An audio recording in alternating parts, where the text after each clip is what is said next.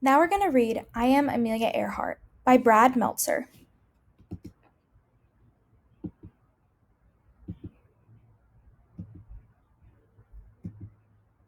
I am Amelia Earhart. When I was little, people told me that girls should wear dresses and play with dolls. They said we shouldn't have unladylike adventures. I didn't agree. In fact, when I was 7 years old, my sister and I decided to build our own roller coaster in our backyard. We placed two planks of wood up against the side of our tool shed. Grandma's not going to like this. The cab was a wooden packing box with roller skate wheels attached to the bottom. We greased the wood with lard so we'd move super fast. Amelia, are you sure this is a good idea? This isn't a good idea. It's the best idea.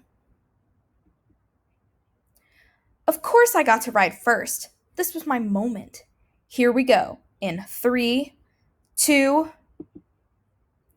I still remember the wind in my face. My stomach seemed to sink. I was flying. The crash was loud and noisy and messy. It certainly wasn't ladylike, but it was awesome. Amelia Earhart, take it apart this instant. That was awesome. It wasn't the last time I would fly. As I got older, I went to many air shows. When I was 23 years old, but still a kid at heart, my dad took me to meet Frank Hawks, a man who would eventually set many of his own flight records. For $10, Hawks agreed to take me on my very first flight. For 10 minutes, we flew through the sky and over the Pacific Ocean. By the time I was 200 or 300 feet off the ground, I knew one thing: I had to fly. To save for my flying lessons, I worked as a truck driver, which wasn't ladylike either, a stenographer, which is a fancy schmancy word for someone who writes down what people say, and even a photographer. 6 months after I learned to fly, I bought a bright yellow used biplane that I named Canary.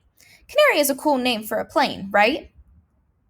But here's my secret: I wasn't a natural. I wasn't the best pilot. I just worked harder than anyone else. Most important, like that day on the roller coaster, I dared to do what so many said couldn't be done. I became the first woman to fly across the Atlantic Ocean, and then the first woman to fly by myself across the Atlantic. Back then, people took boats to get to Europe, sailing for weeks. Planes were still a new thing. In fact, on the day I took off, one magazine ran an article that said women would never be able to fly that far. But I did. To do it, I had to fly for 14 hours and 56 minutes with no rest, no break. Sometimes the sun was so blinding I could barely see where I was going. In the process, I also broke the record for crossing the ocean in the shortest time, doing it faster than any man or woman ever.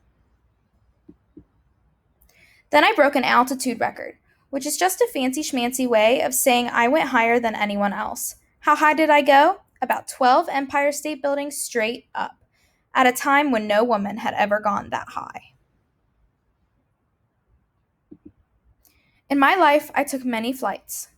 Every single time, there was someone who said that I wouldn't be able to do it. Never let anyone stop you. Whatever your dream is, chase it. Work hard for it. You'll find it. It is the best lesson I can give you. I'm Amelia Earhart. I know no bounds, and I hope you remember that the greatest flight you'll ever take is the one no one has tried before.